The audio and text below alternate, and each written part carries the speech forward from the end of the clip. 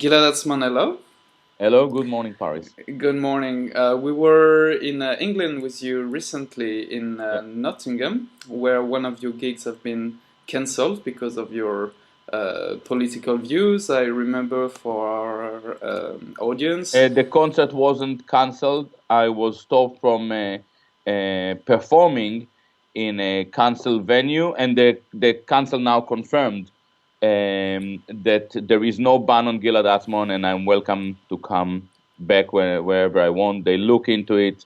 They said that it all happened in the light of Charlie Hebdo. It was just a few days after, and Okay, so that okay, was in Gedling in Nottingham, and we yeah, did a couple videos that night about free speech. I remember that I recall that you are the author of numerous books, including The Wandering Who, which is yeah. a study about Jewish identity politics, and you are also a famous jazz musician. You've been on the headlines of Jazzwise, one of the biggest jazz magazine this year, and you just released the your last album The whistle called The Whistleblower. available in France, by the way. And you plan to play also in Northern England, in Manchester, in a music institute. Yeah. But a lobby called the Northern Friends The of Northwest Israel, Friends of Israel.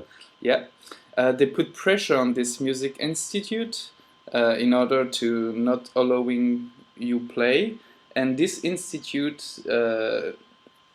according to your words, just surrendered and canceled the gig because of safety reasons.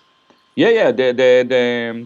The Northern Royal College of Music published a statement, and the statement says, black on white, that their decision doesn't reflect any political matter or decision. Um, um, it is all due to safety issues. Apparently, the Northwest Friends of Israel has managed to intimidate a precious British institute. They basically terrorize them. People can go and see the the petition that they put, and the language is vile. The comments are vile. It is very, very concerning. Why it is concerning? For a few reasons. First, we are seeing a foreign lobby, a lobby that calls itself Friends of Israel,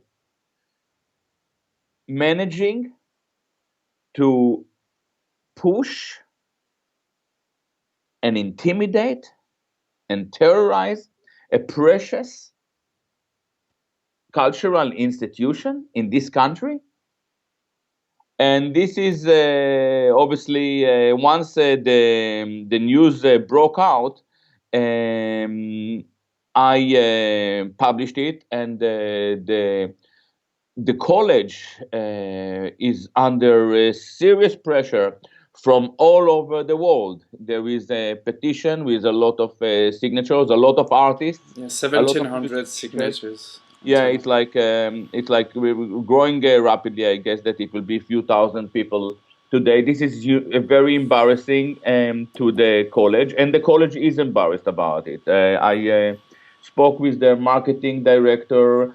I wanted to check with him the possibility of rescheduling, and he told me, "Listen, we don't have any issue with you, but we have a safety concern."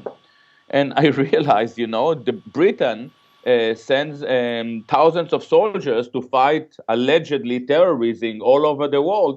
I think that maybe we should send just a police force to visit the people who runs this terror organization in Manchester called Northwest um, Friends of Friends Israel. of Israel. Now they have a good reason to be scared of these Zionist extremists.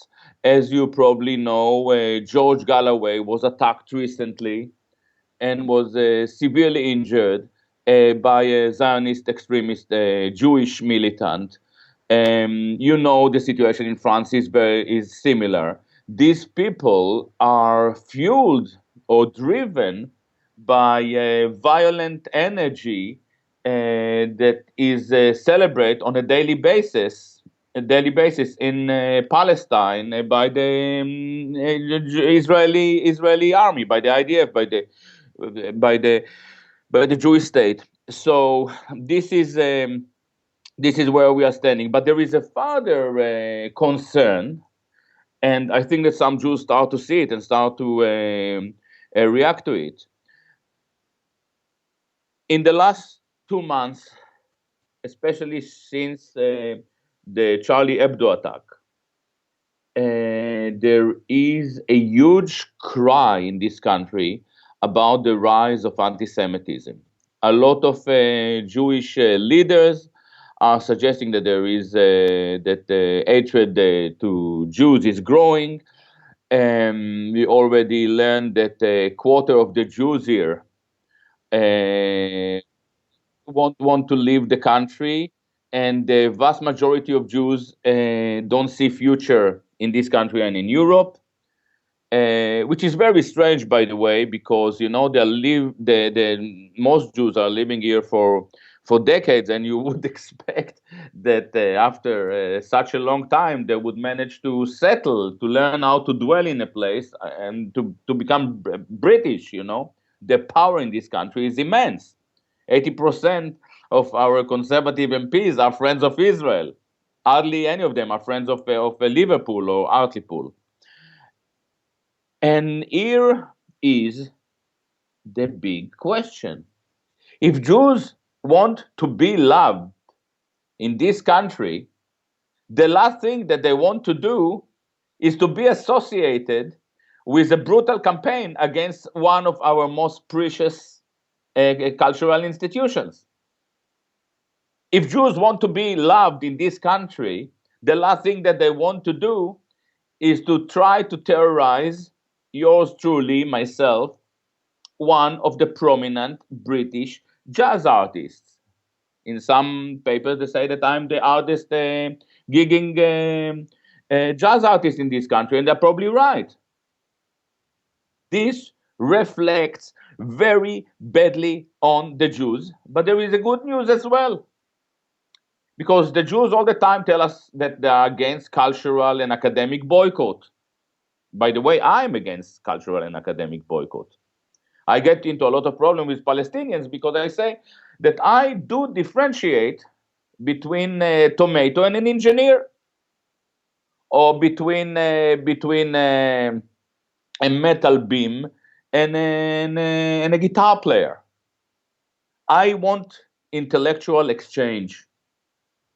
And I'm very happy with Bibi celebrating his horrid symptoms in front of the entire world in the Congress. And I'm very happy to see the Congress bowing, because this is the real meaning of Jewish power. I want things to be manifested.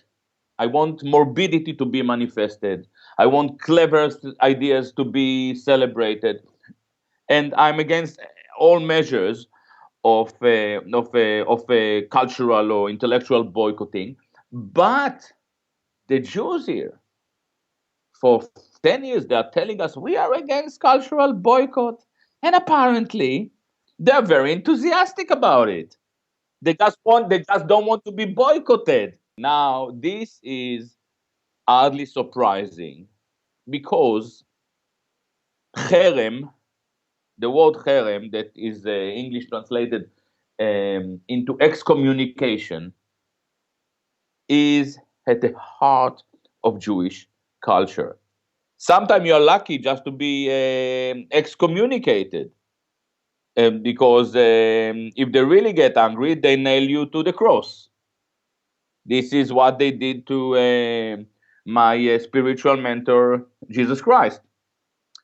If they're unhappy with you, as they were with Uriel da Costa, you have to lie down in front of the synagogue, and they would walk over you. And this is what happened to Uriel da Costa, and he eventually committed a suicide. They did it to Spinoza, and they do it to me. And I'm delighted.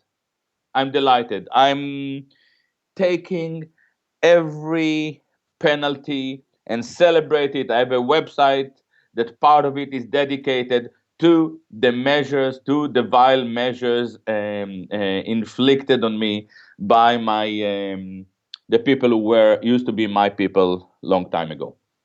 It's okay. It's okay because I believe that these tactics that they put into action actually present their vile collective attitude. Now, interestingly enough, some Jews start to see now how dangerous it is and how badly it reflects on the Jews. And they now try to find a way to say, oh, it's not good. We shouldn't have that. It's just music. His music is good. His anti-Semitism is not good. I don't know. You can read it. You know it. I just and there was a very clever comment by another musician. She put it on my Facebook and she said, if a Polish immigrant virtuoso pianist comes to play in the college, will the college stop him because some UKIP, it's kind of 1 hour kind of a national patriotic anti-immigration party. Will they stop him because he upset some UKIP people? Where are we going? Now, this is a battle, British people are very excited about the battle on Britain. I think that this is the battle on Britain. It's a battle whether this country is a free country or a Zionized open air concentration camp. Now, it is very clear that at least this week, Manchester and Gaza has something in common. We are subject to Israeli vandalism, brutality. Obviously, the situation, I don't compare the situation in Gaza is far worse, it's a limited comparison. But the meaning of it is that we are all Palestinians and we are fighting back and we will be liberated, both in Palestine, both in France, in Britain, in America, everywhere. I decided to let it boil. To let it boil. To let this Jewish organization, foreign lobby, expose itself to the max, to let my career, be at risk. But I believed that I will win. I believed that I would win, and we are winning here. We are winning. Yesterday I've been in RT in Russia today, and it they did a special about it. It will be out on Saturday, I think.